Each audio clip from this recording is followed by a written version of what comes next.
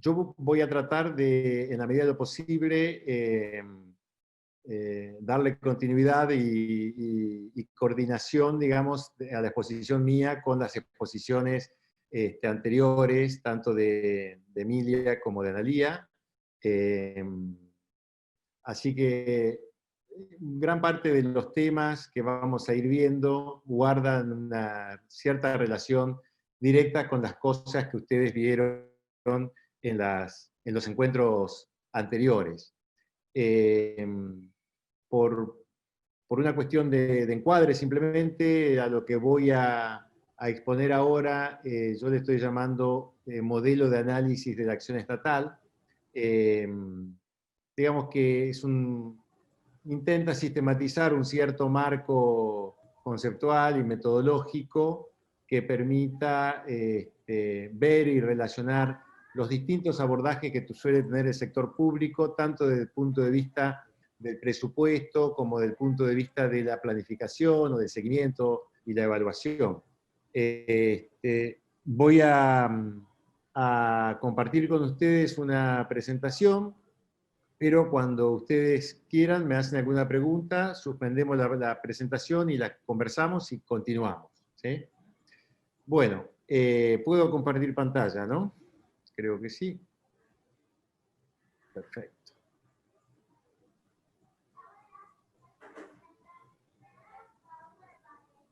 Díganme ustedes si están viendo ya la pantalla.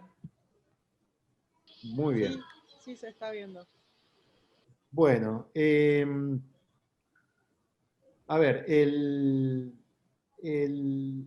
Estado, digamos, la administración pública, nacional, provincial o municipal, cuando desarrolla políticas públicas, que es una de las funciones que tiene, necesariamente pone en marcha una serie de acciones que constituyen, digamos, la intervención que el Estado tiene sobre ciertos problemas públicos, ¿no?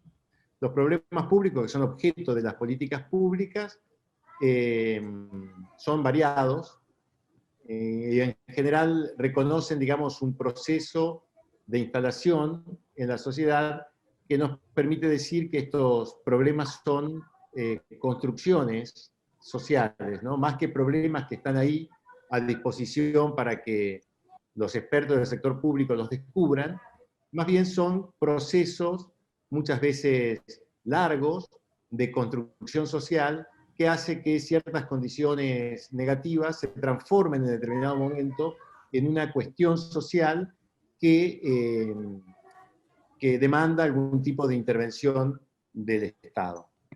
Realmente, estos procesos son procesos en los que intervienen los distintos actores sociales.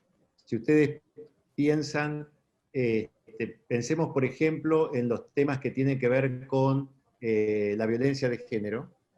Si uno piensa esta situación hace unas décadas atrás, hace no mucho tiempo, hace no muchas décadas atrás, esto prácticamente no constituía un problema público o era visto como una situación que ocurría puertas adentro de los hogares, ¿no?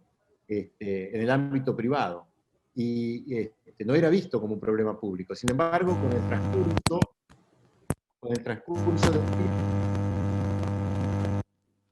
hay una interferencia que no sé si soy yo, no. No, justo te iba a decir, hay una interferencia. Yo no estoy. A ver, no. A ver, un segundo, por favor. Podemos poner por ahí, mutear los...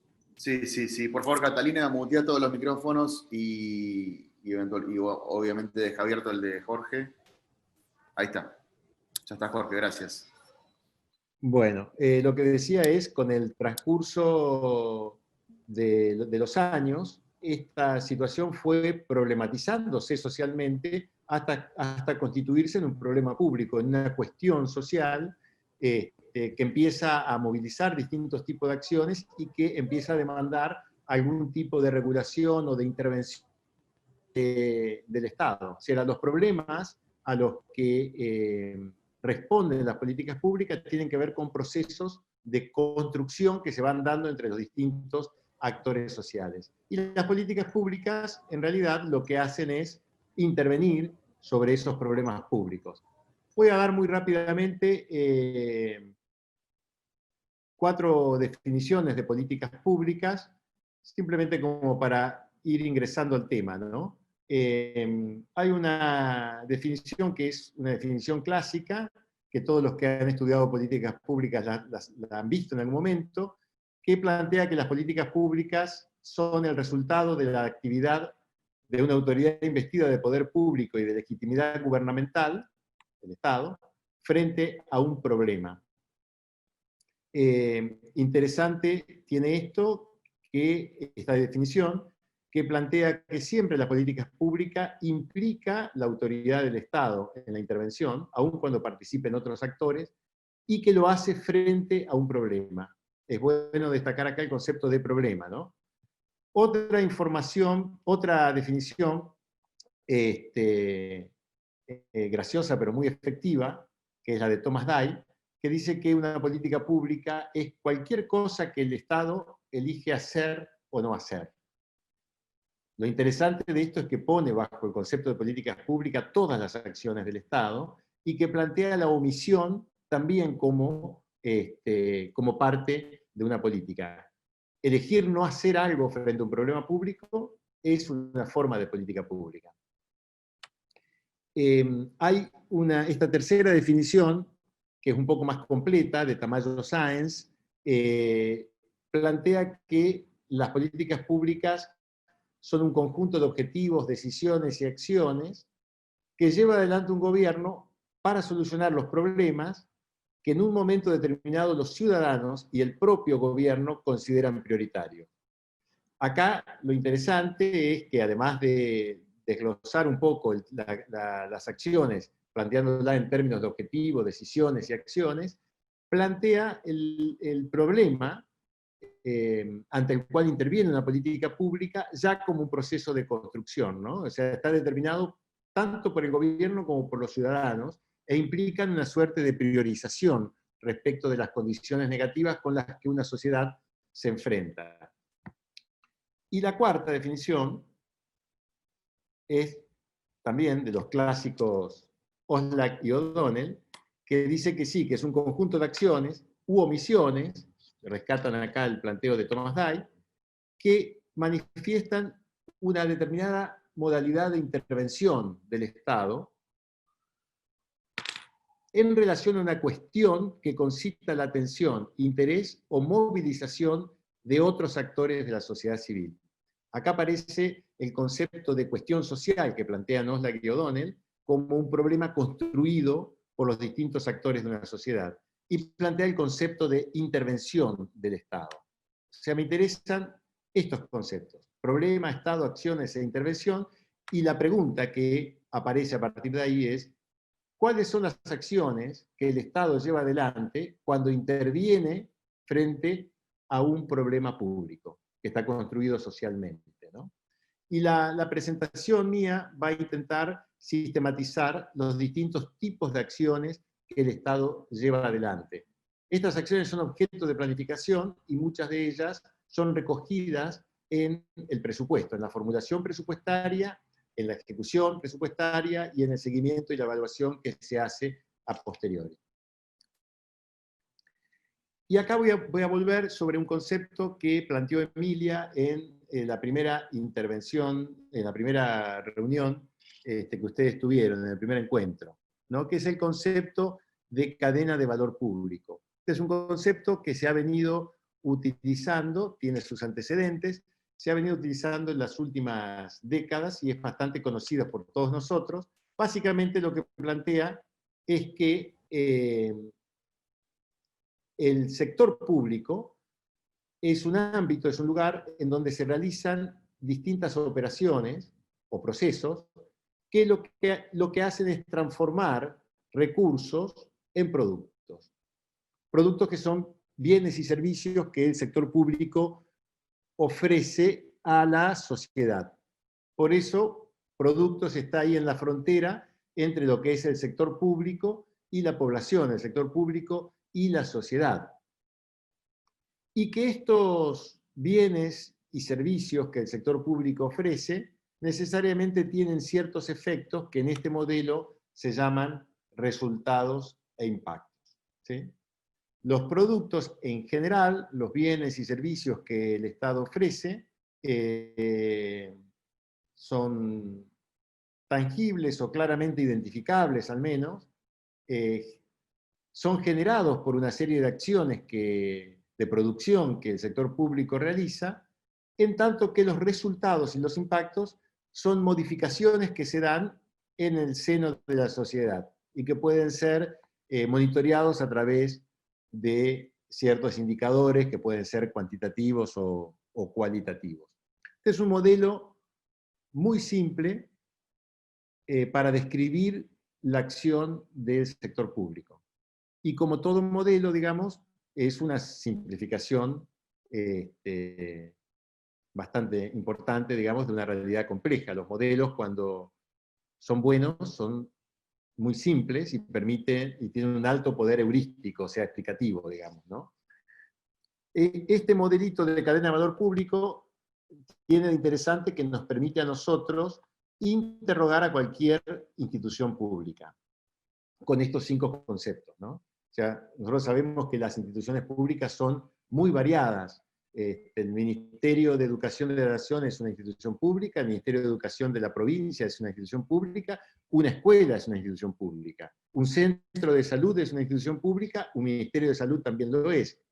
El INTA, el INTI, son instituciones públicas, el Ministerio de Defensa lo es, la Policía Provincial es una institución pública. Es decir, las instituciones del sector público son muchas y muy variadas. La tenemos en los 3 niveles de gobierno y en los distintos sectores de política, y hacen cosas muy diversas. Pero a cualquiera de ellas nosotros podemos interrogarlos con estos 5 conceptos. Es decir, ¿qué bienes y servicios está generando, está ofreciendo esa institución? ¿Qué tipo de recursos consume para poder brindar esos bienes y servicios? ¿Y qué efectos está ocasionando en la sociedad, en términos de resultados o de resultados más mediatos que podríamos llamar impactos?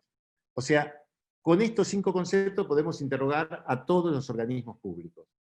Y nos permite una foto interesante en un primer momento de lo que un organismo público hace. Y otro aspecto interesante de este modelo simple de descripción de las acciones del sector público es que nos permite claramente identificar los campos en los que interviene tanto la planificación como el presupuesto. Y en ese sentido, a ninguno de nosotros se nos escapa que el proceso mediante el cual un organismo define su perfil de producción y también los resultados y los impactos que espera lograr con ese perfil de producción, es lo que podríamos llamar un proceso de planificación estratégica del organismo. Y es una responsabilidad de las máximas autoridades de un organismo. No hay nada más estratégico que definir el perfil de producción de un organismo, ¿sí? En tanto que, dado ese perfil de producción, qué operaciones hay que llevar adelante y qué recursos vamos a necesitar, es lo que podríamos llamar el terreno de la planificación operativa, que en general llevan adelante los cuadros medios de una institución. De forma tal de que con esta cadena podríamos decir que el hemisferio derecho de la cadena es el ámbito de la planificación estratégica y el hemisferio izquierdo es el ámbito de la planificación operativa.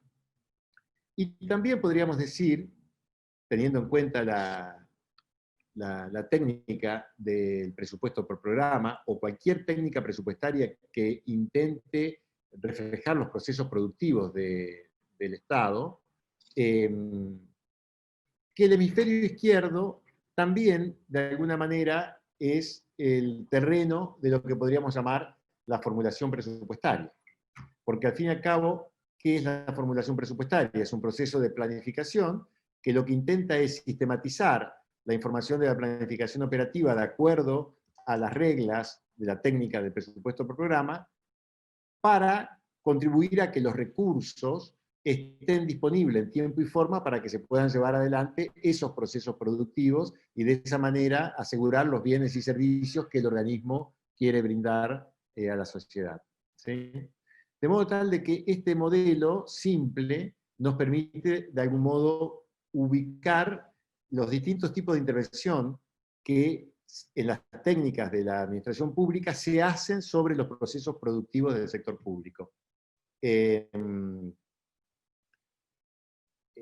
Nosotros siempre hemos oído hablar de que la planificación y el presupuesto tienen que ser enfoques que estén coordinados o articulados, y también hemos oído hablar frecuentemente de la ruptura que suele haber entre la planificación y el presupuesto.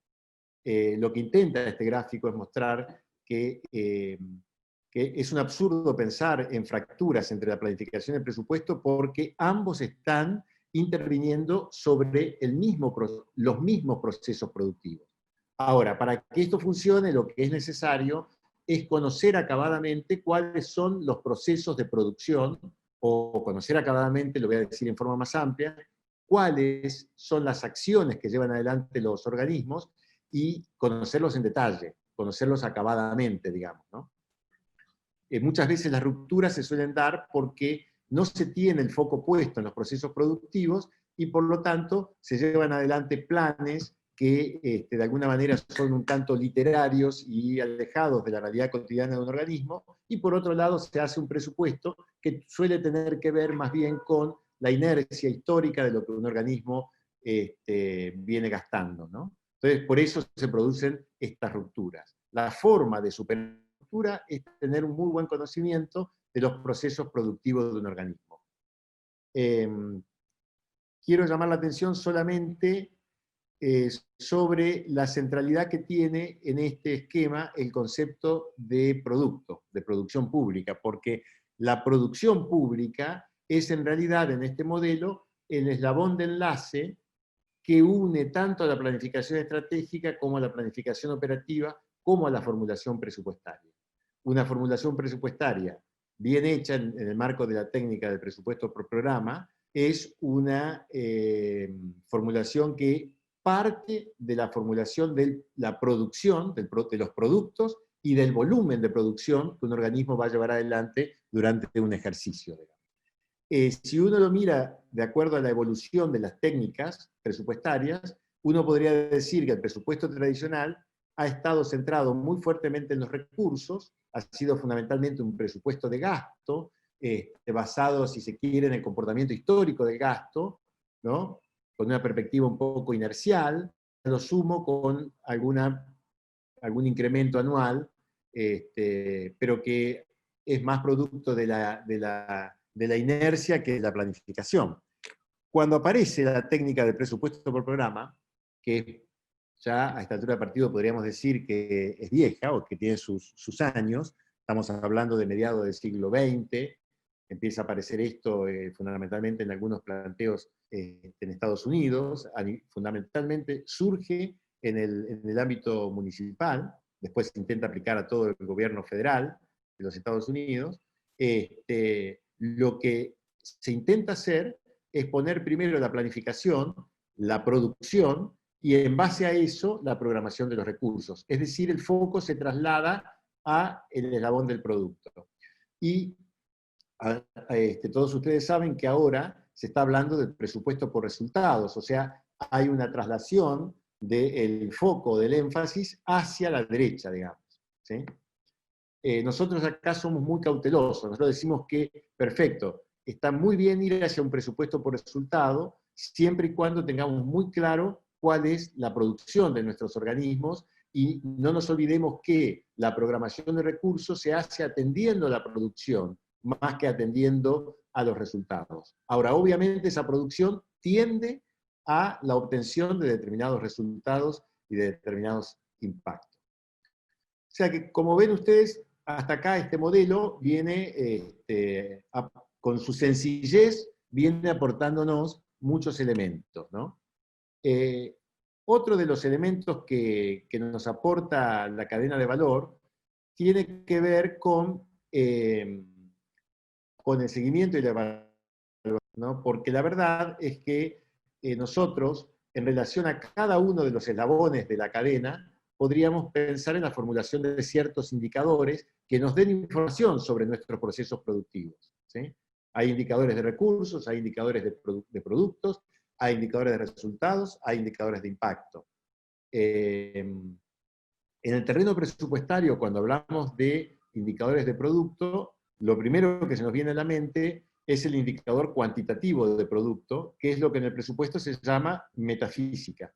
Es decir, aquellos indicadores que intentan medir el volumen de producción. O sea, si mi producto es un servicio, por ejemplo, el servicio educativo de nivel primario, ese producto va a tener una unidad de medida que van a ser, en este caso, alumnos matriculados que reciben el servicio, y la cantidad me va a determinar el volumen de producción, ¿sí? Ahora, también hay otro tipo de indicadores de productos, como pueden ser los indicadores cualitativos, ¿sí? Yo puedo tener un producto que sea, por ejemplo, el control de embarazadas controladas, pero un indicador cualitativo me puede, por ejemplo, hablar de si eso implica los 5 controles que establece la Organización Mundial de la Salud, o solamente uno, y eso me va a determinar de alguna manera la calidad del servicio que estoy brindando, o cualquier otro indicador de calidad.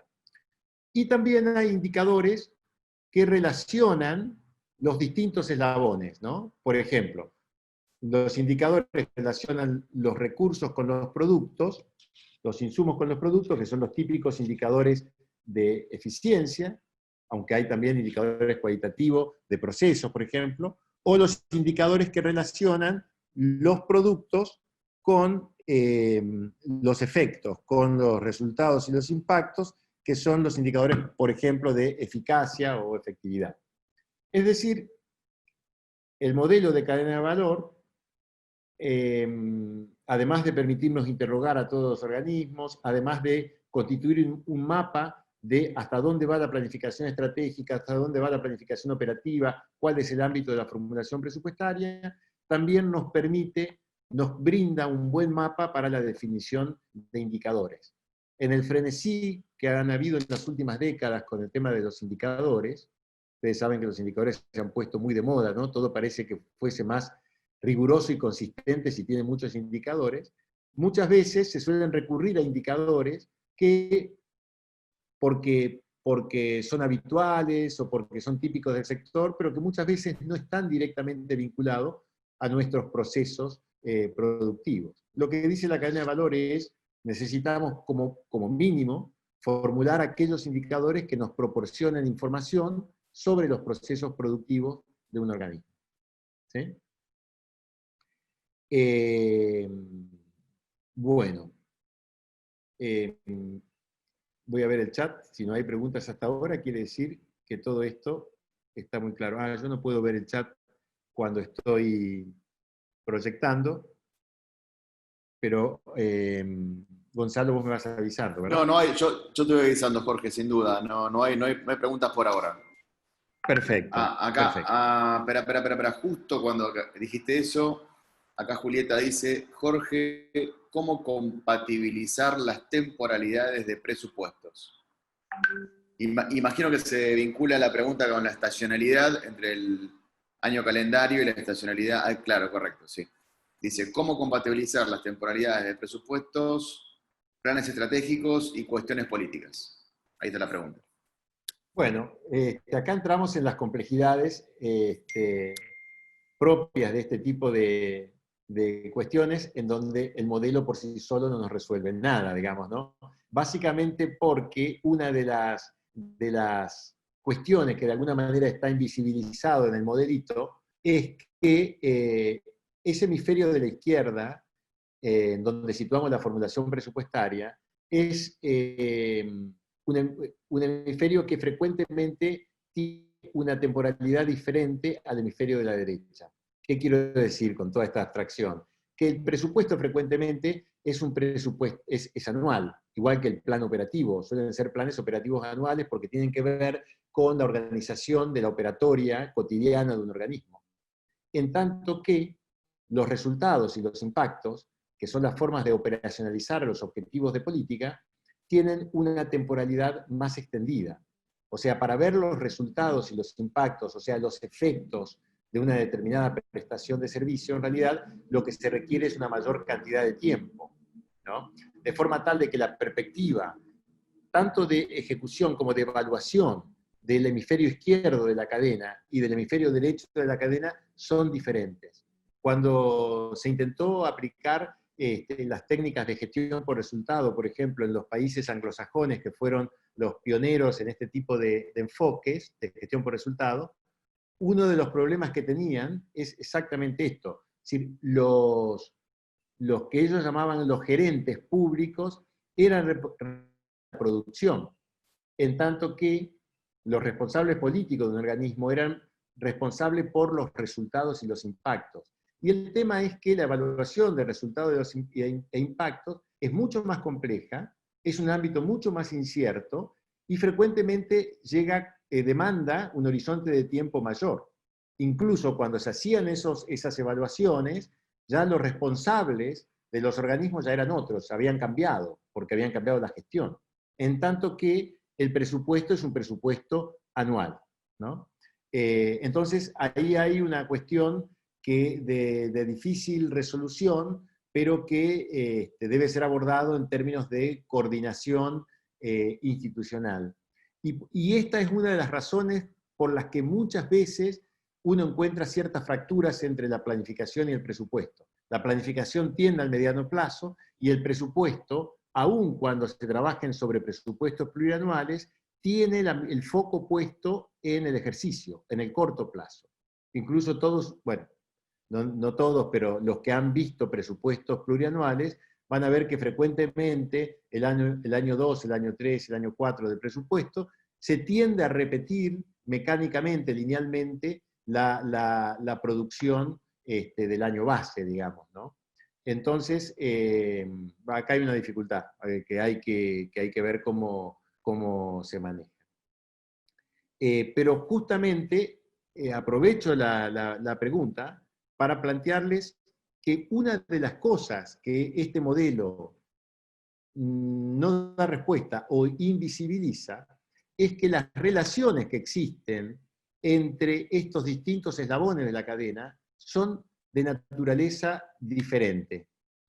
Y esto un poco me lleva a lo que está por detrás de la pregunta ¿de quién era la pregunta? De Julieta, Jorge, Julieta. De Julieta. Bien. Por ejemplo, las relaciones que se dan entre los recursos y los productos son lo que podríamos llamar relaciones técnicas, insumo-producto, son relaciones que son fundamentalmente cognoscibles y previsibles. Pueden ser complejas, puede ser que el proceso de producción que tiene un organismo es sumamente complejo, pero yo siempre puedo conocer, puede ser que no la conozca, que estoy trabajando en un organismo que no conoce muy bien sus relaciones de insumo-producto, su proceso productivo, pero son cognoscibles. Yo sé que si yo combino de una determinada manera camillas, estetoscopios, balanzas, médicos y enfermeras, yo voy a tener un determinado producto en términos de servicio de salud. Lo puedo conocer. En tanto que las relaciones que se dan entre los productos que un organismo brinda, los bienes y servicios que un organismo brinda, y los efectos, o sea, los resultados y los impactos, son relaciones inciertas, son complejas, igual que pueden ser las productivas, pero tienen la particularidad de que son inciertas. Esto quiere decir, nada me asegura que este perfil de producción de mi organismo realmente vaya a provocar estos resultados y estos impactos. Es más, en realidad la noticia que habría que dar acá es que frecuentemente no se da tal como lo esperamos. Frecuentemente se dan otros resultados, no se dan los resultados, o se dan otros resultados, aun cuando esos resultados sean positivos, o no movemos el amperímetro de los indicadores de resultado de impacto sobre los que nosotros queremos estar incidiendo. Hay muchísimos ejemplos, yo no me voy a detener ahora en ejemplos, aunque podemos ir viéndolo con ustedes, que muestran cómo en realidad, aún obteniendo el perfil productivo que un organismo se propone, no siempre se obtienen los resultados y los impactos que se esperan, porque este hemisferio de la cadena es complejo, es incierto e intervienen factores externos que están por fuera de lo que un organismo puede o no puede hacer. Por eso nosotros preferimos llamar a esas relaciones hipótesis de políticas.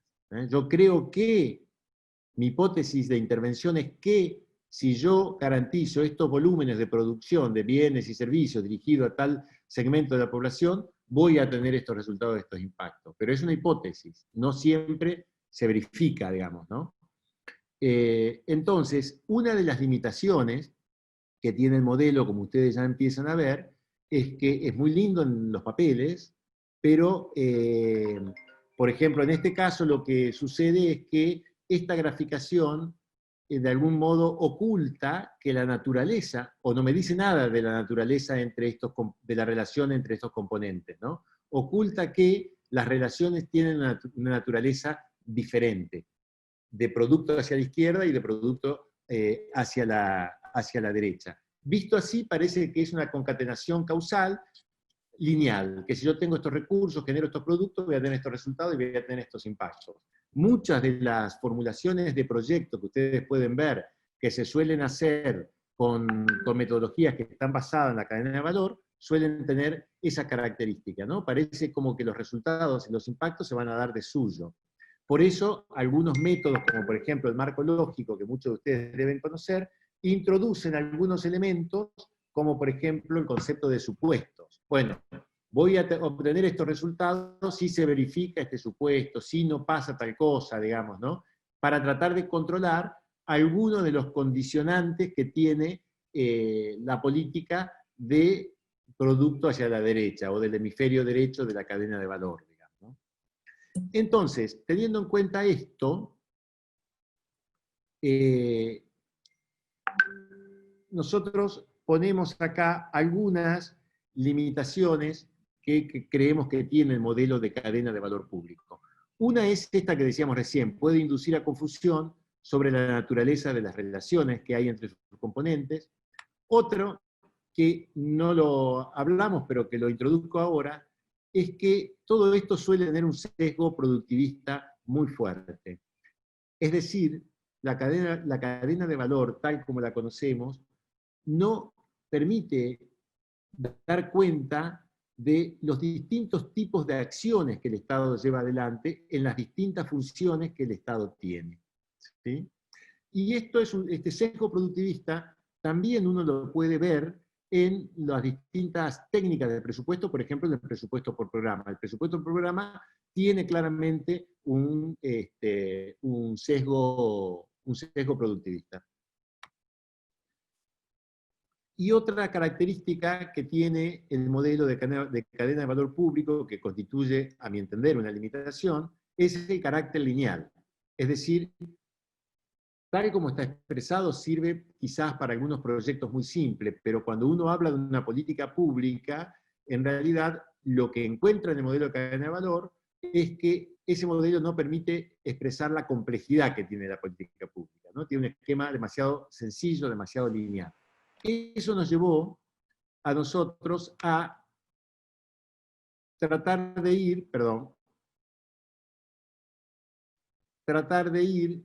del modelo de cadena de valor público a lo que estamos llamando modelo de análisis de la acción estatal, que es un poco lo que voy a desarrollar en el resto de la charla. Reconoce la lógica del modelo cadena de valor, pero le agrega cierta complejidad. Entonces, para avanzar en ese modelo, lo que nos hemos propuesto es hacer un poco más complejo el modelo y complejizar, si se quiere, tanto la lógica horizontal de modelo como la lógica vertical.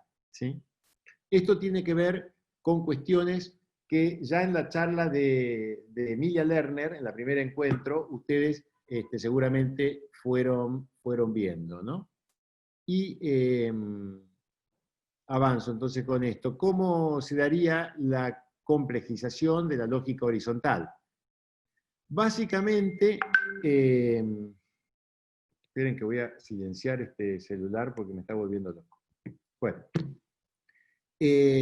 lo que decimos es, bueno, miren, de producto hacia la derecha y de producto hacia la izquierda, la cosa es más compleja que lo que muestra el modelo original de la cadena de valor. Es decir, si yo pienso de producto hacia la derecha, más que una relación lineal con ciertos resultados e impacto, lo que yo tengo es un comportamiento reticular. Los efectos de los productos tienen más una forma de red que una forma de cadena. Si tuviéramos que graficarlo, tendría un aspecto de este tipo, ¿sí?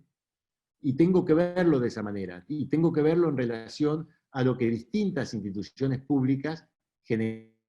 Básicamente porque, si ustedes lo piensan, frecuentemente un resultado de política es la resultante de más de un producto, y muchas veces de instituciones públicas diversas.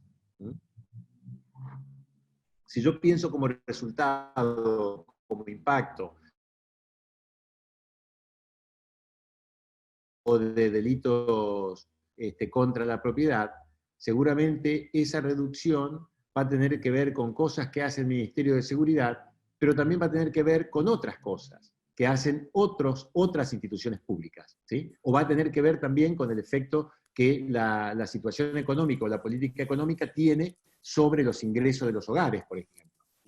O si yo pienso un producto, probablemente un producto puede llegar a tener más de un resultado y frecuentemente en distintos sectores de política, ¿sí?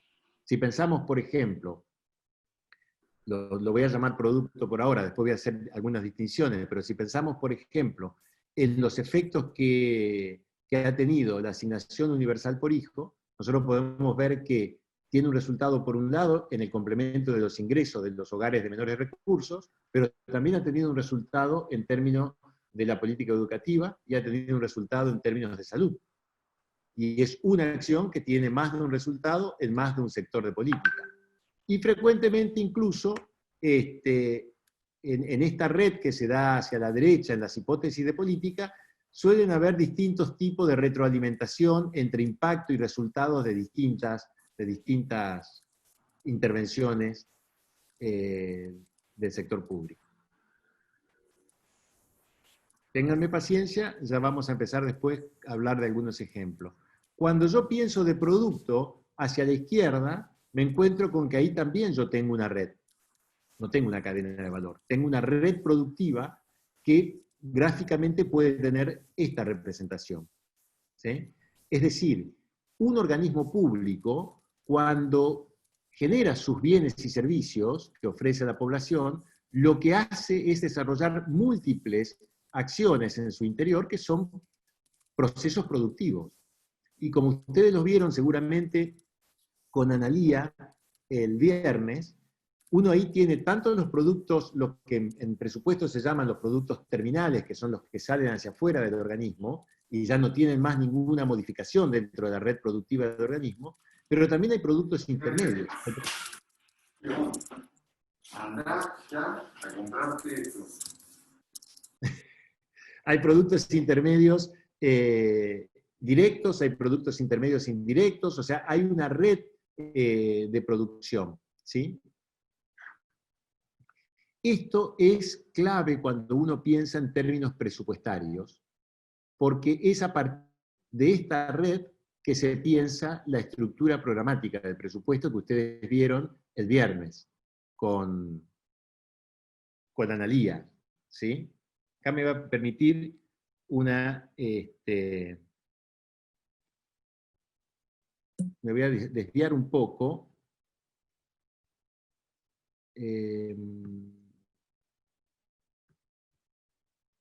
Bueno, no sé qué me ha pasado acá, dejar de compartir.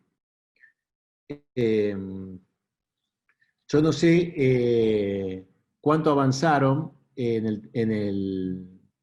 el terreno de la formulación de las estructuras programáticas, pero quiero de alguna manera mostrar el vínculo que suele haber entre esta graficación de los procesos productivos y la red programática del presupuesto.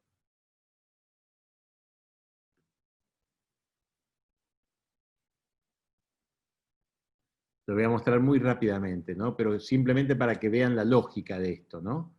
Yo acá tengo el mismo gráfico que intenta representar lo que podría ser una red de procesos productivos de un organismo, en donde está tanto la producción terminal, ¿no?, que es lo que sale hacia afuera, como la producción intermedia directa, como la producción intermedia indirecta, ¿sí? La teoría del presupuesto por programa nos dice que lo que nosotros tenemos que tratar de identificar son relaciones de insumo-producto, ¿no? Y cuáles son sus centros de gestión productiva, las unidades responsables, administrativas responsables de estos procesos. De modo tal de que si yo tengo un producto, tengo un insumo, es decir, tengo relaciones de insumo-producto, y tengo un centro de gestión productiva responsable, yo ahí lo que tengo es una acción presupuestaria, ¿sí? Entonces, de esa forma, yo voy identificando lo que se llaman acciones presupuestarias, distintas acciones presupuestarias, que luego van a tener los nombres de los cuales Analía le hablaba el viernes pasado, ¿no? Voy a poner acá esta graficación.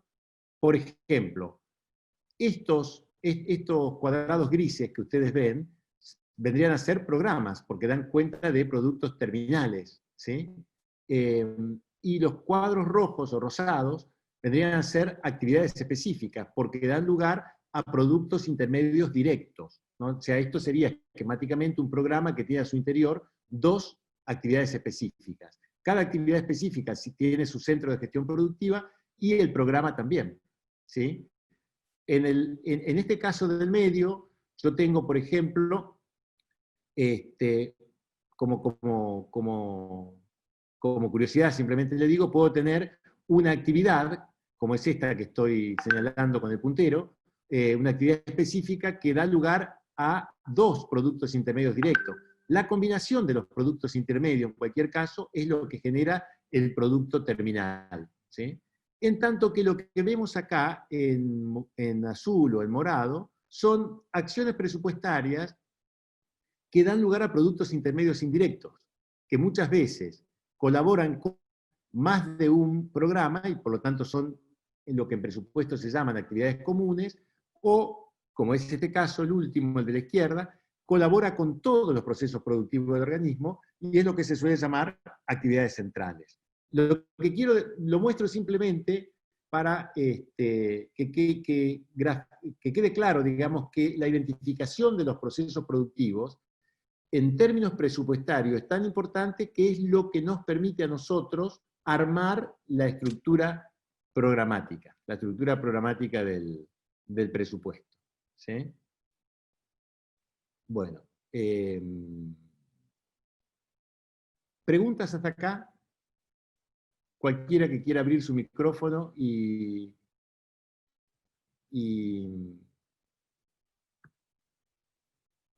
hacer algún comentario o observación. Jorge, a mí me gustaría hacer un comentario. ¿Sí? Buenos días, mi nombre es María Ángeles, soy directora provincial de la Secretaría de Hacienda. Sí. Me gustaría hacerte una consulta, más que nada pensando en que en este curso hay participantes que se desempeñan tanto en las direcciones generales de administración y lo que es una red de categorías programáticas, es un vocabulario que les es familiar, pero también hay participantes que pertenecen a las unidades ejecutoras de los programas. Sí.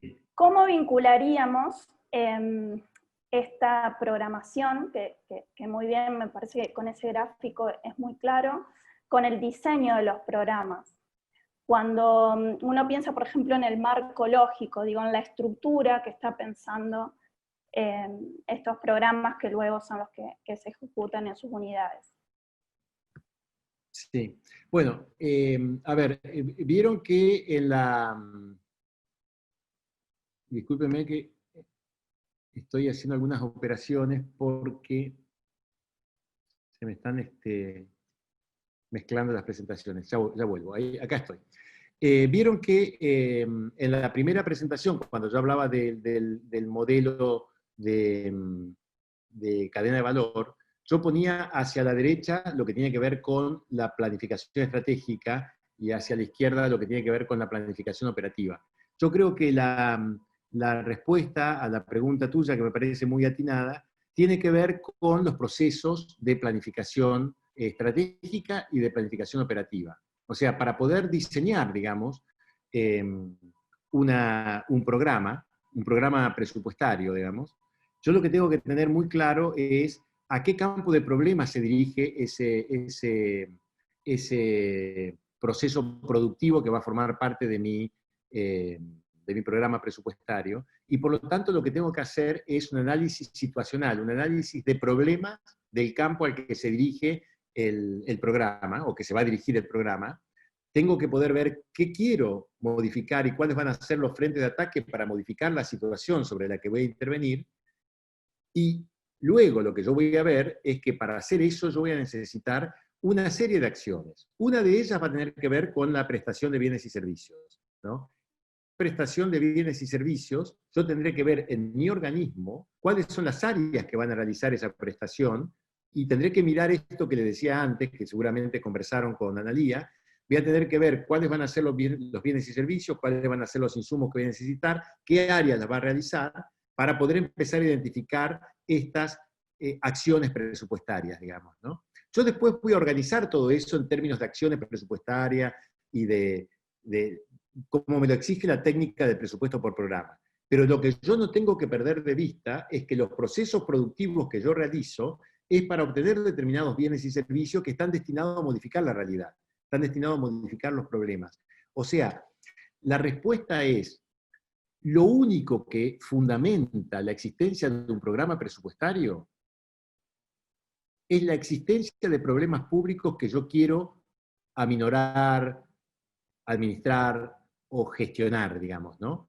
Ustedes, esto es tan importante que, por ejemplo, cuento una anécdota, en Brasil, la Secretaría de Orçamento de Brasil, la Secretaría de Presupuesto de Brasil, hace muchos años, le estoy hablando, bueno, esta es la ventaja y la desventaja de peinar canas, ¿no?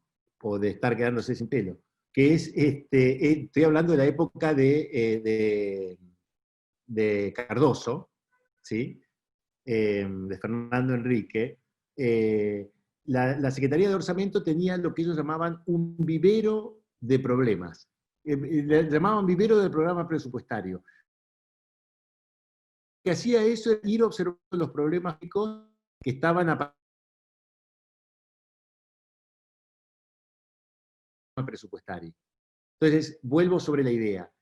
Para diseñar un programa presupuestario, yo tengo que tener muy claro de qué se trata la intervención que mi organismo va a hacer sobre ciertos problemas, ¿no? Y a partir de ahí, yo tengo que empezar a organizar mis procesos productivos, ¿no? O sea, el diseño del programa presupuestario no responde a una lógica solamente de cómo me muevo yo con las categorías del presupuesto. Responde fundamentalmente a la lógica de qué quiero hacer y qué quiero transformar. Luego tendré que mirar cuáles son mis procesos productivos, o diseñarlos, o rediseñarlos, y meterlo a esto dentro de los conceptos propios del presupuesto por programa, digamos, ¿no? Pero me viene muy, muy bien la pregunta, porque muchas veces cuando uno se enfrasca en las cuestiones presupuestarias, se queda sumergido en esta red de críptica de conceptos, de programas, subprogramas, actividades específicas, perdiéndose de vista que lo central acá es qué acciones yo quiero realizar para modificar qué tipo de problema. Esto es lo esencial. Y eso sí está bien de la lógica de la cadena de valor, ¿no? Porque pone eso en... Ahora, lo que deberíamos hacer después es profundizar en los métodos de planificación, digamos, ¿no? que nos permita ver cómo planificar. Porque al fin y al cabo, el presupuesto es una dimensión de la planificación, y está en el marco de un proceso de planificación que es mayor, digamos, ¿no? No sé, María Ángeles, si te respondí. Digo, después podríamos ver ejemplos y cosas, ¿no? Pero esta es la lógica que está por detrás. No, perfecto. No sé el resto. Hay varios que están desde la oficina y las computadoras no tienen cámaras, por eso ves muy pocas cámaras. Ajá, ok. Pero si quieren pedir la palabra para hacer una consulta. A mí me gustaría, más que nada después, cuando avances en la presentación, hablamos de planificación y hablamos de su vínculo con el presupuesto, qué rol tendría la evaluación. Y yo creo ahí cuando hablamos, bueno, de las relaciones insumo-producto, que es donde, bueno, la evaluación presupuestaria cumple un rol importante, que le podríamos llamar incluso, bueno, de seguimiento físico-financiero, y cómo se articula eso con la evaluación de políticas públicas. Creo que nos estamos yendo de tema, pero me parece que puede ser una buena introducción Está bien. para el Sí, último sí. taller. Gracias.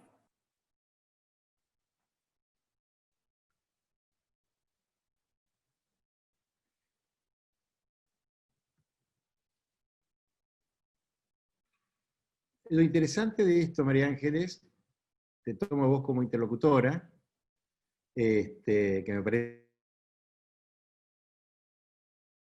de muchos de los que están mirando, es que nosotros hasta ahora estamos pensando en un solo concepto, que es el concepto de producto, ¿no? Yo decía, prometía tratar de superar el sesgo productivista de la cadena de valor, porque uno dice, bueno, yo voy a evaluar mi programa, voy a evaluar una política, ¿no? Tiene sentido evaluar un programa presupuestario en el marco de la evaluación de una política. Lo que pasa es que frecuentemente la política es mucho más que la prestación de determinados bienes y servicios, ¿sí? Pongo un ejemplo. Yo puedo prestar asistencia de servicio desde la política de salud a la población celíaca. Perfecto. Entonces yo puedo tener algún programa que esté vinculado a esto y puedo tener una serie de bienes y servicios que ofrezco a la población celíaca. Pero probablemente una política, o sea, el problema que tiene un segmento de la población, que es un porcentaje importante de la población del país, incorpore cuestiones como, por ejemplo, la obligación de que los restaurantes ofrezcan en el menú opciones para la población celíaca, ¿sí? Y eso en realidad es una cosa diferente a la prestación de bienes y servicios. Y ahí se me vuelve difusa la relación insumo-producto. Se pareciera ser que una política es algo más que la prestación de bienes y servicios, es algo más que la producción, es algo más que evaluar relaciones de insumo-producto. Entonces se me empieza a volver más complicado el tema, ¿no? Voy a avanzar un poquito más y nos podemos ir metiendo en ejemplos. Y esto tiene que ver con lo que les comentaba recién, ¿no? Es decir, cómo complejizar la cadena de valor de acuerdo a su lógica vertical. Acá, yo les adelanto, lo que yo quiero poner acá es que en realidad el modelo de análisis de acción estatal define, por una convención, podrían ser más incluso, al menos 4 dimensiones que forman parte de la intervención del Estado sobre los problemas públicos, que van más allá de la producción, y que son, por ejemplo, la distribución directa, la regulación y la orientación estratégica, que son cosas en las que me voy a meter ahora, ¿sí? Antes de eso, simplemente una cuestión que tiene que ver con algunos antecedentes de lo que les voy a mostrar. ¿Cómo vamos? Estamos por 1 hora. Uy, uy, uy. ¿Cómo pasa el tiempo, por Dios? Para hacer esto que les estoy comentando, que es desarrollar más la lógica vertical de la cadena de valor público en este modelo que yo les comento de análisis de acción estatal, yo voy a hacer referencia a algunas funciones que el Estado tiene y que van más allá de la producción, ¿sí? Y que tenemos que tener en cuenta nosotros. Algunas de estas se expresan claramente y fuertemente en el presupuesto, otras no. Para eso voy a irme a antecedentes, fundamentalmente de los economistas que han pensado la economía del sector público, ¿sí? Hay un economista clásico, que es Musgrave, que tiene un libro que se llama Hacienda Pública, creo que es del 59, en donde él, esto es un clásico, ya viejo, digamos, los contadores y los economistas lo deben tener en su memoria, digamos, Richard Musgrave lo que dice, él habla de 3 ramas, ¿no? un modelo de triple función. Él dice, por un lado, el Estado tiene una función que es de asignación de recursos, que está relacionado con la producción de bienes y servicios, lo que veníamos viendo, ¿no? Y el propósito de esto es asegurar la satisfacción de necesidades de la población. Pero por otro, dice él, hay una función que tiene que ver con la estabilización, con el control de las variables macroeconómicas, que desde la perspectiva de él es un keynesiano. Esto está orientado a tratar de garantizar el pleno empleo y la estabilidad de precios. Y por otro lado, tiene otra función que es la de distribución. Y él dice, bueno, el tipo de acción son fundamentalmente transferencias y tiene que ver con promover la equidad. Esto es lo que se llama las tres ramas de Maastricht o el modelo de la triple función. Pero como ustedes ven, lo que el Estado puede hacer va más allá de la prestación de bienes y servicios. Hay otro antecedente que es el de Stiglitz, que él habla de 4 funciones, la de producción, al igual que Maastricht, ¿no? Prestación de bienes y servicios, pero también habla de regulación, que es el establecimiento de ciertas reglas de juego, que él está pensando en la economía, ¿no? Él dice, tiene la función, el propósito de velar por el buen funcionamiento de la economía, y fundamentalmente hacer prevalecer el bien común por sobre el interés particular de los actores particulares en la economía. Tiene otra función que él llama de compra de bienes y servicios, adquisiciones que el Estado hace para el desarrollo de las acciones estatales, y tiene otra función además que él llama redistribución, y acá se hace referencia al tema de seguridad social, prestaciones dinerarias, transferencias, para promover la equidad. Después, hay un libro clásico que ustedes lo deben conocer, y si no lo conocen, ya lo tienen que ir leyendo, que es el de las bases conceptuales del presupuesto por programa, que está escrito por Marco Macon, que es un referente de ASAP muy importante, del presupuesto por programa en la región en realidad, de Carlos Matus, que es uno de los padres de la planificación pública en América Latina, y Arrietche, en donde ellos están pensando en el presupuesto nada más, ¿no? Ellos hablan de 2 funciones, que son la producción pública, que es lo que estamos viendo, que es el objeto del presupuesto, son las acciones operacionales que, digamos, que están orientadas a generar bienes y servicios, y hablan de la acción de regulación, ¿no? Que es el dictado de normas, digamos, que intentan regular el comportamiento de los actores económicos y sociales. Luego hay otro autor que yo se los recomiendo, es un libro viejo, un librito chiquito viejo de 1970, pero es muy bueno para este tipo de cosas, que es de 2 argentinos, Ricardo Chivotti y Enrique Sierra, que mantienen esta clasificación de las funciones de producción y regulación, pero además les agregan una función que es de acumulación, que tiene que ver con la formación de capital fijo público, esto es de infraestructura básicamente, que está orientado a ampliar las capacidades de producción del propio sector público, y una que él llama de financiamiento, en donde él acá mezcla varias, pero está acá la función de distribución, tanto como la función que cumplen las agencias recaudadoras de obtención de recursos para el fisco. Bueno, de todas esas, nosotros, me voy a ir para hacerlo más rápido, a la otra presentación. Están viendo, ¿no? ¿Sí? Sí, Jorge. De todas esas, nosotros Sí, perfecto. digamos, hemos seleccionado 3 y hemos agregado una cuarta. Ya hablamos de una función de producción, que como vamos a ver adentro tiene otra, una función de distribución y una función de regulación. Y además agregamos la función de orientación estratégica. Me meto ahora en la función de producción. En la función de producción, lo que hacemos es distinguir 2 cosas diferentes. Una cosa es la producción directa de bienes y servicios, que es de lo que veníamos hablando cuando hablamos de la cadena de valor público, y otra es la de acumulación de capital fijo. ¿sí? Me detengo un poco entonces en esta de producción de bienes y servicios, ¿sí?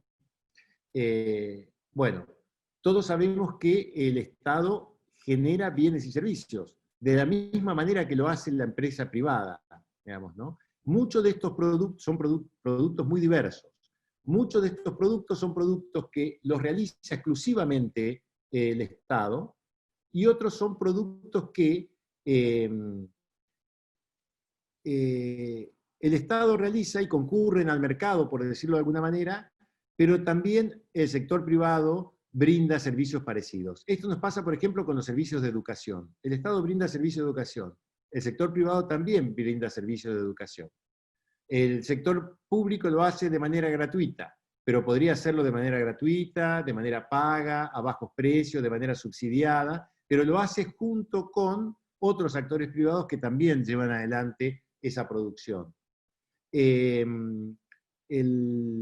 Por ejemplo, la producción de energía eléctrica, es una producción mixta. Hay producción estatal y hay producción privada, aunque la distribución de la energía eléctrica ahora es privada, bajo un régimen de monopolio, digamos, pero privada, cuando antes era completamente pública. No completamente pública, porque en el interior había cooperativas que también brindaban el servicio, pero era pública. O sea, la frontera entre lo que es producción pública y lo que es producción privada suele ir variando con el tiempo, ¿sí? Lo más notorio de todo esto para nosotros es cuando esto toma la forma de una privatización, y entonces hay producción pública que empieza a hacerlo el sector privado, o de estatización, y entonces hay producción que lo hacía el sector privado que lo empieza a hacer el Estado. Pero en general es una frontera que se va moviendo, ¿verdad? Ahora, acá tenemos lo que hace el INTA, que es asesoramiento a productores agropecuarios, lo que hace el INTI, que es avanzar en la producción de tecnología industrial y asesorar empresas, lo que hacen los ministerios de seguridad, que es servicios de seguridad, la policía, la prefectura, lo que hace el Ministerio de Educación, lo que hace el Ministerio de Salud, también lo que hace la Cancillería, que mantiene las relaciones del país con otros países, o lo que hace, por ejemplo, el Ministerio de Defensa, que brinda un servicio de seguridad pública. Todas esas cosas diversas son producción de bienes y servicios. Algunos son más cuantificables que otros, pero todo eso es producción de bienes y servicios. En tanto que la acumulación de capital fijo, básicamente, si aquello es bienes y servicios, esto tiene que ver con la inversión pública, o con la infraestructura, o con lo que se suele llamar bienes de capital. Está graficado ahí, en el gráfico que estoy presentando, como si fuese un producto intermedio, porque se entiende, y así se ha conceptualizado siempre, que la inversión pública lo que hace es ampliar las capacidades que tiene el Estado para brindar bienes y servicios. O sea, si yo voy a brindar servicios de salud, bienes y servicios de salud, tengo que, si quiero ampliar mi servicio de salud, tengo que construir infraestructura hospitalaria. Si quiero ampliar mis servicios de educación, tengo que construir infraestructura educativa. O sea, la formación de capital fijo público sirve para ampliar las capacidades del Estado.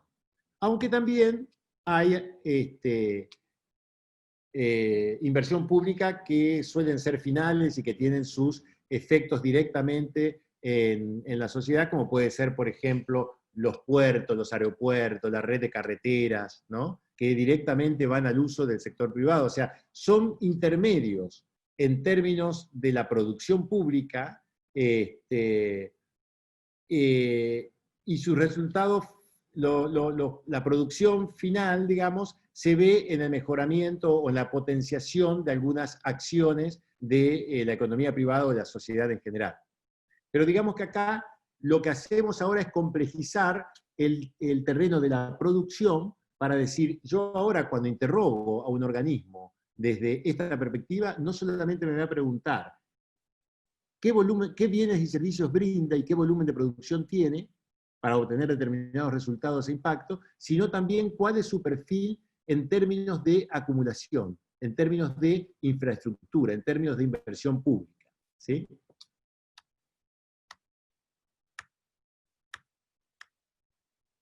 hablaba yo de distribución. Ustedes saben que las funciones principales que tiene el Estado, nuestros estados, que son estados de economía mixta, por decirlo de alguna manera, es la redistribución del ingreso, ¿sí? La redistribución del ingreso, que es una función estratégica, clave en el Estado, se puede hacer a través de la función de producción, o sea, de manera indirecta, ofreciendo a la población servicios gratuitos o servicios a precios subsidiados, o se puede hacer a través de lo que se llama, de lo que yo estoy llamando acá, distribución directa. La distribución directa tiene que ver con prestaciones dinerarias. El esquema es similar al de la cadena de valor, pero el producto, en el lugar del producto, porque esto no es estrictamente producción, porque para que haya producción tiene que haber una combinación de insumos que genere algo cualitativamente diferente, acá lo que hay en realidad es una traslación de recursos económicos que están en una cuenta del Estado y que pasan a cuenta de particulares, ¿sí? Es lo que se llama prestaciones dinerarias. La operación siempre es una sola, que es transferencias, ¿no? Recursos que van de las arcas del Estado a los particulares. Estas prestaciones dinerarias son centrales en las políticas públicas. Por ejemplo, las jubilaciones forman parte de esto. No son estrictamente producción pública, es distribución directa del ingreso. Las jubilaciones, la UH, las pensiones, ¿sí? Las becas estudiantiles. Pero también, por ejemplo, los subsidios a empresas. Son transferencias de ingreso. Y acá no hay una operación de producción, es transferencia de plata que va de una cuenta a otra. Y esto es fundamental. Ustedes piensen, por ejemplo, cómo se encaró el tema de la pandemia en este último tiempo. Con una fenomenal transferencia de recursos del Estado a particulares.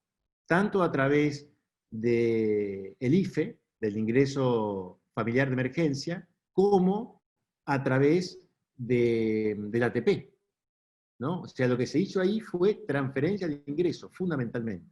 ¿Sí? Quiero decir que explica una parte importante de las políticas públicas y por lo tanto tenemos que tenerlo claro.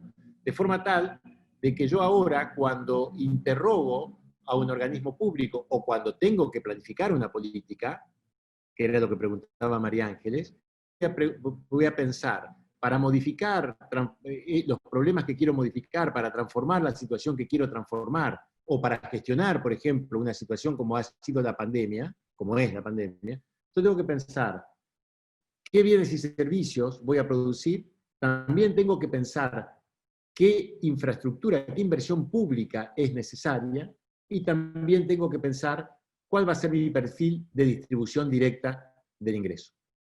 ¿Sí? Y ahora me voy a la tercera dimensión. Flor Ojea, esto vos ya lo viste, ¿no? Sí, señor. Bueno, muy bien. Te podría poner a vos a que termines de No, exponer. no me vas a poner así, Jorge. Un placer volver a escucharlo. Lo que quiero decir en este gráfico es que todas estas funciones se combinan para obtener resultados, ¿no? Y la regulación, que es lo que vamos a ver ahora, es una de las intervenciones que se combinan para obtener resultados e impacto. ¿Qué son las regulaciones? Las regulaciones son reglas de juego que intentan pautar el comportamiento de terceros, sean estos individuos o sean instituciones. Las regulaciones, distinguimos dos tipos de regulación. Las que llamamos regulaciones propiamente dichas, que son regulaciones fuertes, que básicamente se asientan en normas de distintos niveles, en la Constitución, en las leyes, en los decretos, en las regulaciones, en los manuales de procedimiento, en todos esos instrumentos hay contenidas regulaciones, son normas que pautan el comportamiento de terceros. Las hay de distinto tipo. La que yo decía recién en el ejemplo de los celíacos, si yo pongo, por ejemplo, una imposición que diga que las etiquetas de los alimentos tienen que tener determinada información, o que las cartas, los menús de los restaurantes tienen que tener determinadas opciones para la población celíaca, yo estoy estableciendo regulaciones. Esos son regulaciones. Y la característica que tienen es que ahí no hay una relación de insumo-producto. En realidad hay un proceso de discusión a través del cual se toma una regulación. Los que redactan la norma generalmente son parte de los equipos de una institución, de un organismo, de un programa, pero lo que yo establezco es una regla que rige de ahí en más, por lo menos hasta que esa ley se derogue, o sea, esa norma se derogue o sea cambiada por otra. No hay una producción permanente y constante como pasa, por ejemplo, con el servicio educativo, que se brinda permanentemente todos los años a la población y que me consume insumos. Acá en realidad no hay un consumo relevante de insumos, no hay una producción permanente, lo que hay es una regla de juego que se toma una vez y que a partir de ahí rige en ese contexto hasta que se la cambie. ¿Sí? Y hay otro tipo de regulaciones que son más débiles, que por no encontrarle un mejor nombre, le hemos puesto disposiciones orientadoras, que tienen que ver con decisiones de política pública que no regulan fuertemente, sino que intentan orientar o inducir a determinados comportamientos. Voy a dar un ejemplo que es muy claro. Que los cigarrillos tengan una etiqueta que dice que fumar hace mal a la salud, o que provoca cáncer, es una regulación propiamente dicha, que el Estado toma y obliga a las tabacaleras a poner ese sticker en los paquetes de cigarrillos.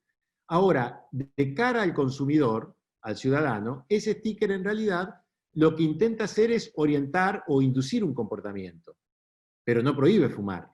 La disposición de prohibir fumar adentro de un restaurante es una regulación dura, pero el fumar hace mal a la salud es en realidad una disposición orientadora.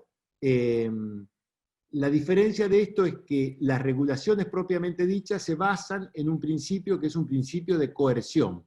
Usted tiene que hacer esto de esta manera. Si no lo hace así, va a tener una pena. O sea, hay premios y castigos. Las reglas de tránsito son regulaciones. Si yo paso un semáforo en rojo, hay un castigo, ¿no? Los códigos urbanos... Perdón. ¿sí? ¿Cómo clasificaríamos a la fiscalización sobre esas regulaciones? Pienso, por ejemplo, en el caso del Ministerio de Trabajo, lo que es todas las infracciones laborales y luego la fiscalización, por ejemplo, del pago de esas infracciones. ¿Quién habla? ¿Cómo lo ubicaría? Ah, María Ángeles, perdón. Ah, María Ángeles de vuelta, sí. Sí. María Ángeles, viene muy bien la pregunta, porque una regulación no tiene carácter de un proceso de producción, como te decía antes, pero puede demandarnos un proceso de producción o de prestación de servicios, ¿no? Por ejemplo, la regla que prohíbe el trabajo infantil es una regulación, y ya no hay más nada que hacer, está la regla puesta y rige de acá en más. Ahora, la inspección laboral que intenta detectar esos casos para hacer cumplir la regla, eso sí es una prestación de servicio. Y me va a consumir ciertos insumos regulares. ¿Sí? El trabajo ilegal, el trabajo no registrado, es un problema. Hay una regla que establece que el trabajo tiene que ser registrado. Y esa regla es regulación.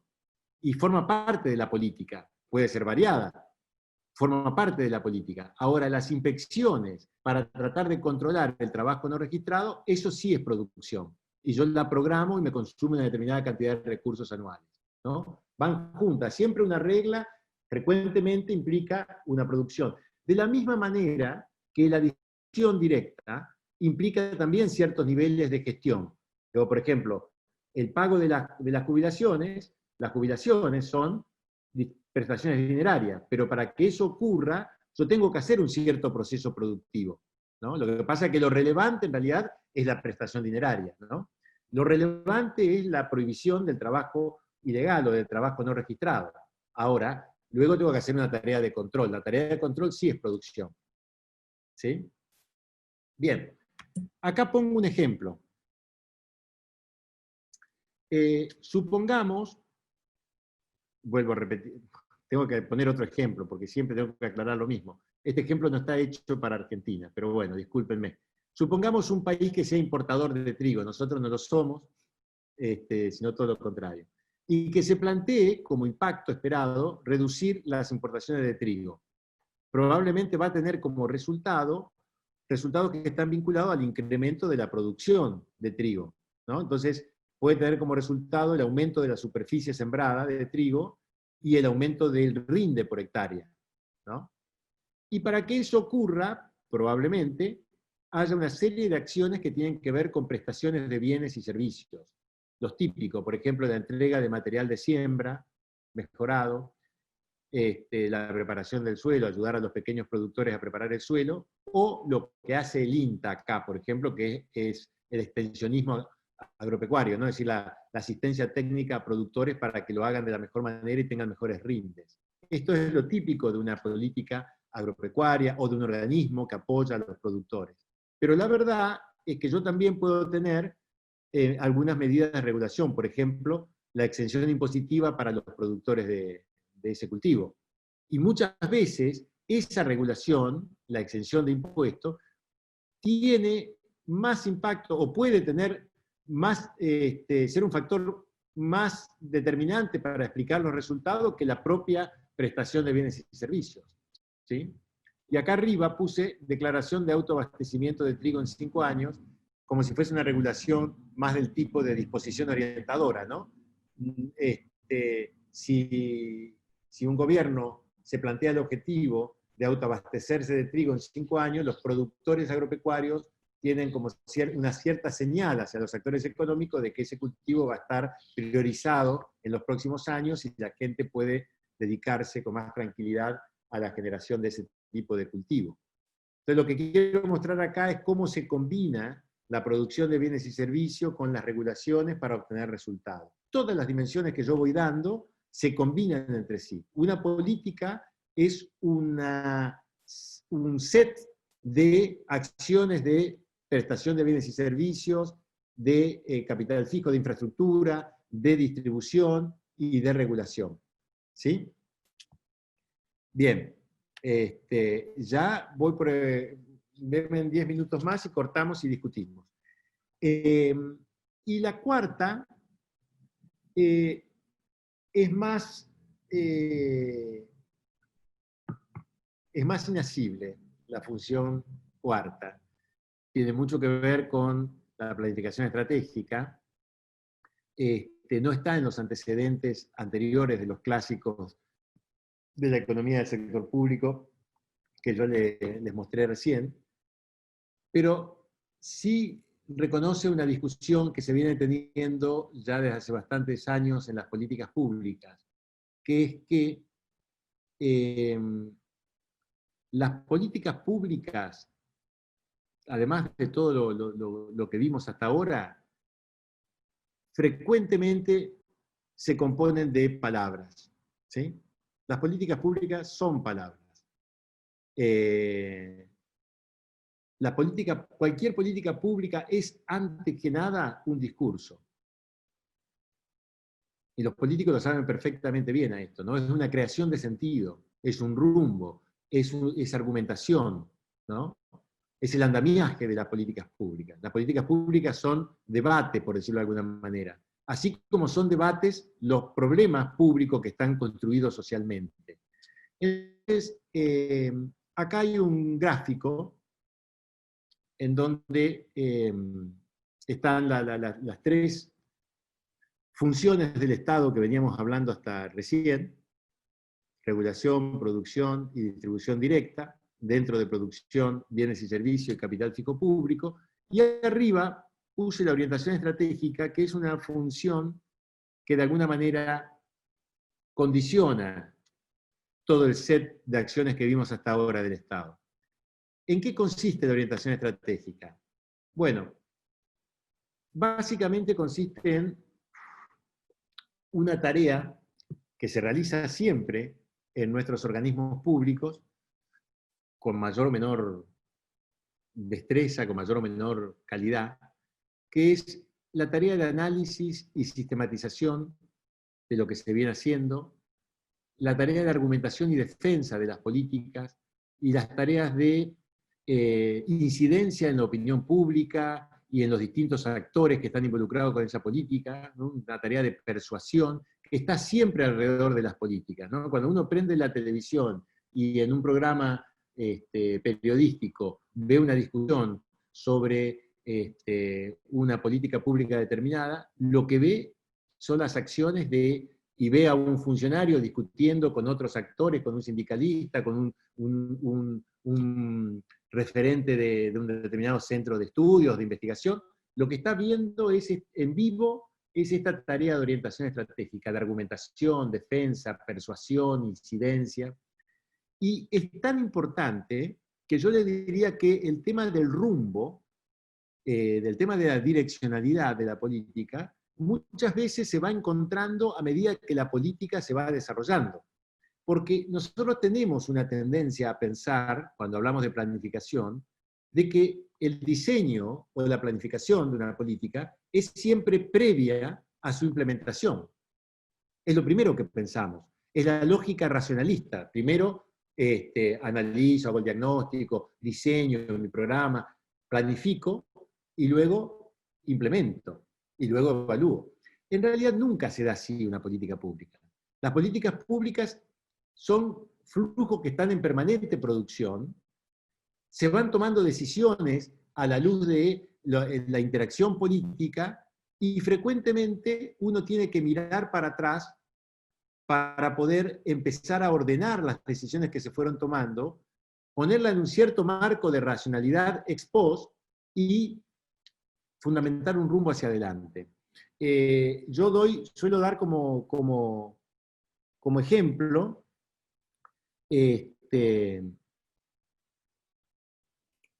un caso que fue polémico, que fue el tema de la crisis o del conflicto del 2008 con el campo, ¿no?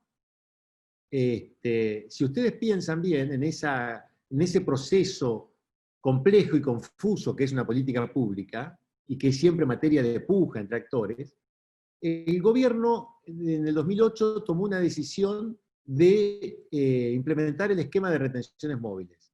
¿Por qué lo hizo inicialmente? Lo hizo por una cuestión fiscal, de necesidad de recursos. Y si ustedes ven la resolución 125, era, ¿no? La resolución 125, ustedes van a ver que en los considerandos las argumentaciones son sumamente pobres. Y cuando miran la resolución, ven que lo central de la resolución es la fórmula que establece las retenciones móviles. No hay mucho más que eso. Y el input, la necesidad fue una necesidad fiscal, en principio. Después se arma todo el conflicto. Y cuando se arma el conflicto, y entonces hay todo un ejercicio de argumentación y de defensa de la política, de discusión con otros actores, empiezan a aparecer otras cuestiones. Por ejemplo, empiezan a aparecer el tema de cómo el precio de las exportaciones incidía en los precios internos de los alimentos. Y aparece el argumento de la mesa de los argentinos, ¿se acuerdan de eso? O empiezan a aparecer los temas vinculados a el problema de la dependencia de la soja, la tendencia al monocultivo, la necesidad de promover otros cultivos, las cuestiones vinculadas a los aspectos ambientales que estaban vinculados con la soja. Todos son argumentos que empiezan a aparecer después. No es que eso no estuviera un poco en los objetivos, en el rumbo del gobierno. Eran cosas que estaban, pero las políticas se van conformando de decisiones que se van tomando en determinada coyuntura por distintos motivos.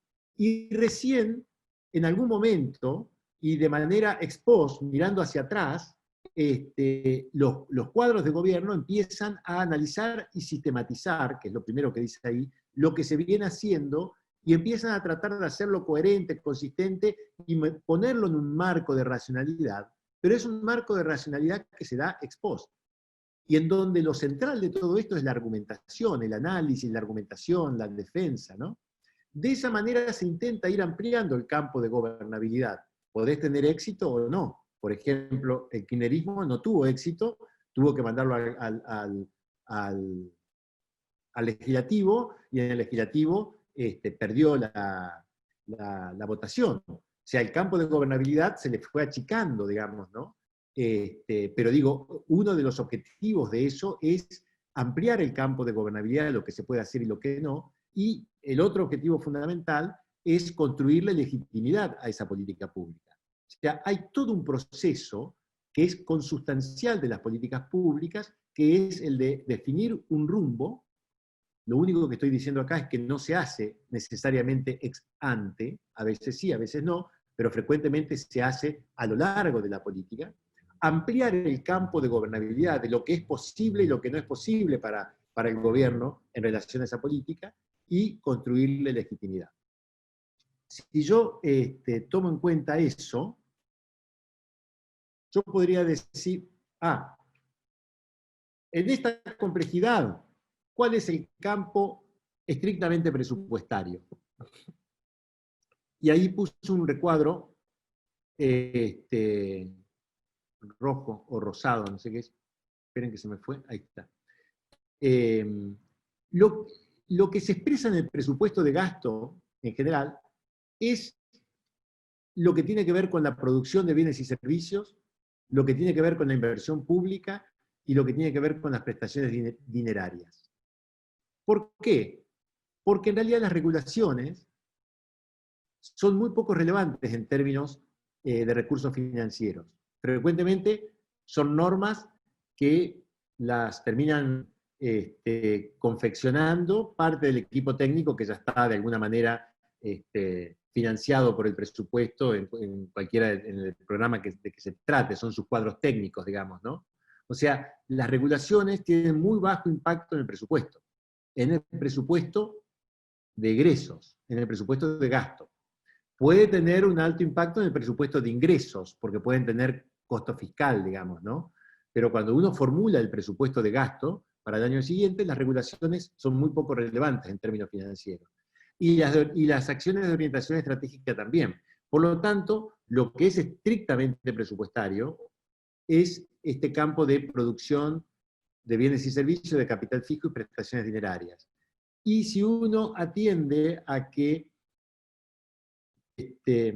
a las propuestas de presupuesto por resultado, uno podría decir que el campo presupuestario se ha ampliado también hacia los outcomes, digamos, ¿no? Hacia los efectos. ¿Sí? Bien, por último, entonces, en síntesis, porque habíamos partido de la pregunta sobre las políticas públicas y sobre cuáles son las acciones que el Estado hace frente a un problema público, podríamos decir que el perfil general de una política pública se constituye de estos elementos. Por un lado, un perfil de intervención. Jorge, perdón. Sí. Quisiera interrumpirte un segundito antes de pasar a esta diapositiva que me quedó quizás de la diapositiva anterior. Bueno, sí. Yo actualmente estoy trabajando en la Secretaría de Estado de Igualdad y Género de Santa Fe. Soy parte, digamos, del equipo de este proyecto de PPG. Y un poco intento, ¿no?, como pensar cómo fue el proceso con este, digamos, modelo de análisis que vos planteás acá. Y un poco digo, ¿podríamos incluir como la perspectiva de género en este eje de orientación estratégica que vos planteás en este modelo? Digo, nosotros quizás mediante ese enfoque de género intentamos de alguna forma como identificar y a la vez incidir, ¿no?, en las políticas regulatorias, en las políticas que brindan bienes y servicios, en las políticas de redistribución. Entonces digo, ¿estaría la perspectiva de género dentro de este eje de orientación estratégica? Y lo digo sobre todo porque veo que está ahí la cuestión de la persuasión e incidencia, legitimidad, etcétera, y sabemos que es un tema que, más allá que, como vos bien dijiste hoy, sí constituye una cuestión social, sabemos que también cuenta con un montón de posiciones y un montón de núcleos duros en los que son más difíciles de incidir. Entonces digo, ¿en qué lugar o cómo podríamos incluir la perspectiva de género un poco en este análisis? Viene bien la pregunta, Flor, porque quizás estoy poco deconstruido todavía porque no me detuve suficientemente sobre esos temas de género, a pesar del foco que tiene estas charlas. Lo que yo quiero decir acá es, en realidad, la perspectiva de género cruzan todas las funciones del Estado, ¿sí? O sea, la regulación es fundamental para cualquier política con perspectiva de género. La pregunta que uno podría hacerse con cualquiera de las regulaciones es cómo incide esto en términos de género, ¿sí? Cualquier regulación, digo, ¿no? Hay algunas que son muy típicamente, ¿no? Doy un ejemplo. La ley de matrimonio igualitario, ¿no? Que es una regulación tomada por ley, o el proyecto de ley del aborto en discusión de vuelta ahora, son,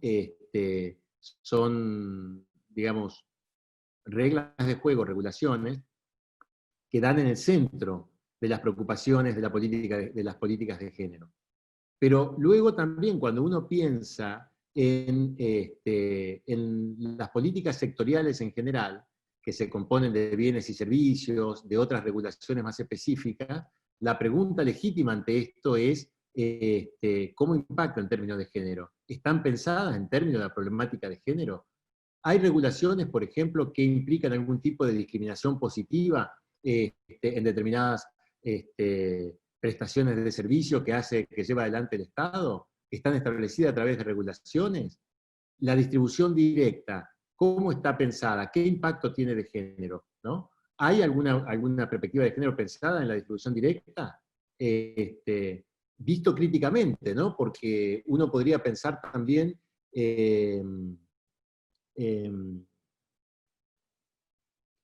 cómo están pensadas las prestaciones dinerarias actuales, ¿no?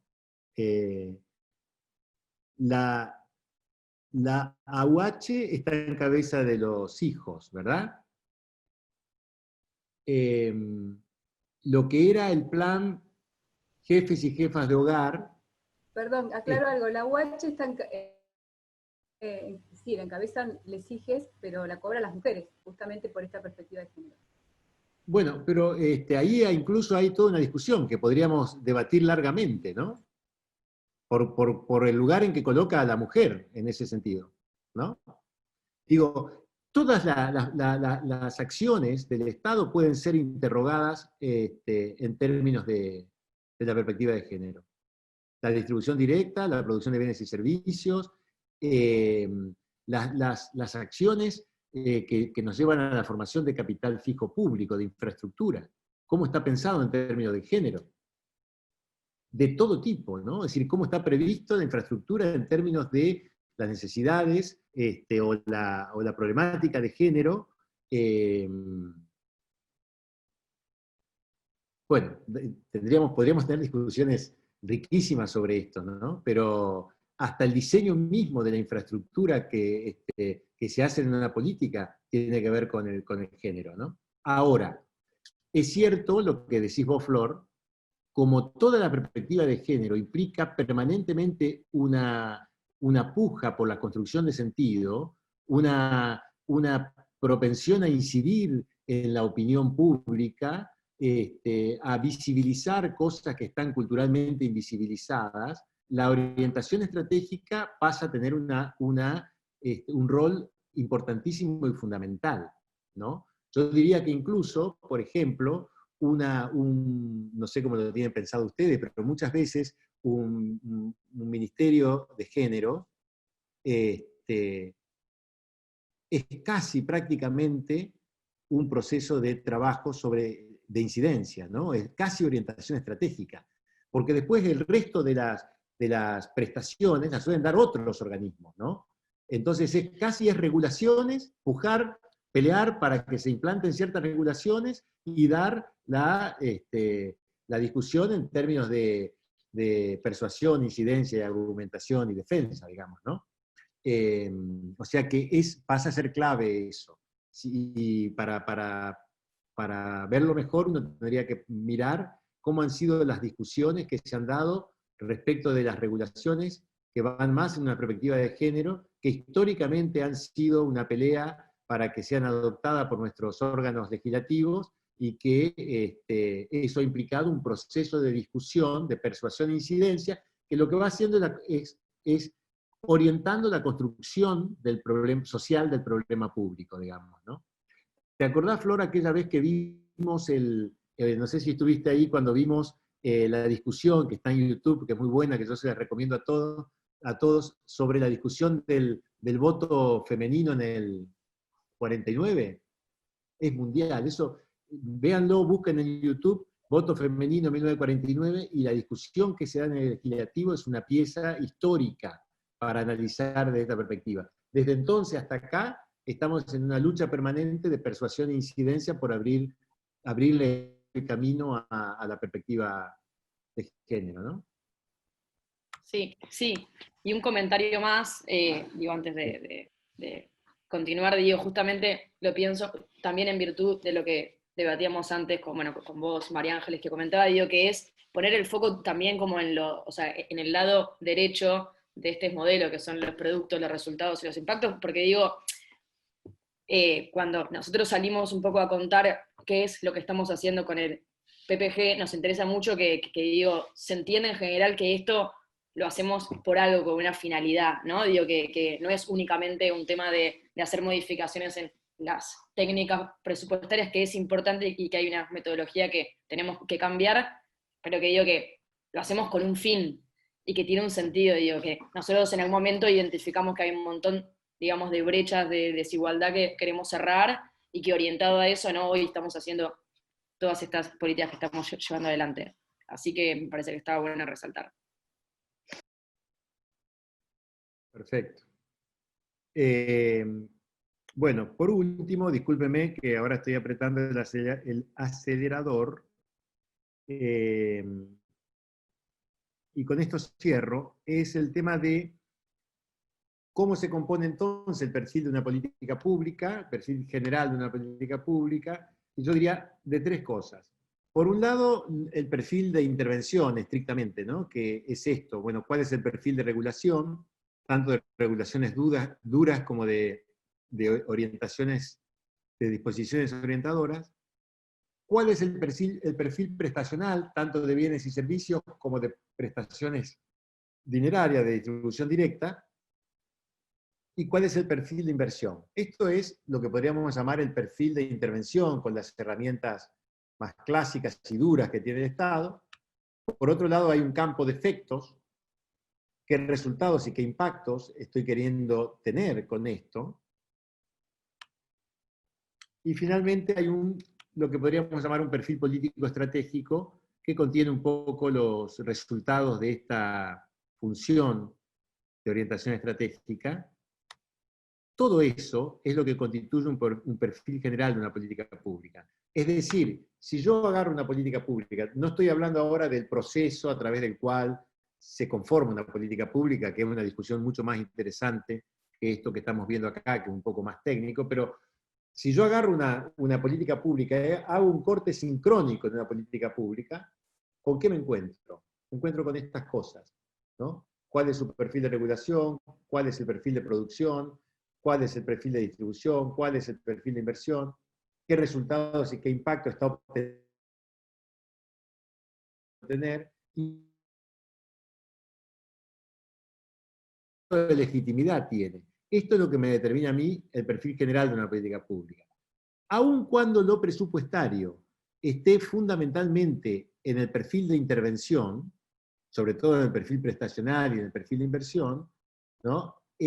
Aun cuando esté solamente ahí, es imposible entender ese aspecto, el del perfil prestacional y el del perfil de inversión, y su reflejo presupuestario, sin entender todo el marco completo de lo que es el perfil de esa política pública.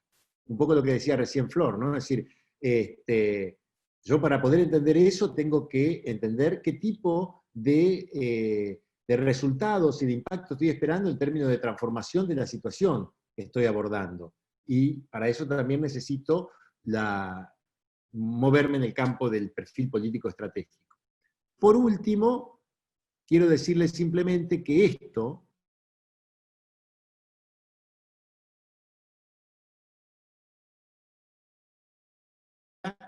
tiene a su vez una distribución que podríamos llamar de tipo territorial, porque en un país federal como el nuestro, nosotros tenemos claramente tres niveles de gobierno, que en las políticas públicas frecuentemente actúan de manera concatenada. Entonces, frecuentemente, lo que los organismos de la APN, de la Administración Pública Nacional, realizan, terminan siendo insumos de los procesos de políticas públicas que se dan en el nivel provincial, y muchas veces estas en el nivel municipal, ¿no? Porque finalmente, para volver al concepto de valor público, la creación de valor público se da en el territorio, digamos, ¿no? Y implica la intervención, Dios quiera que coordinada, de todos estos niveles de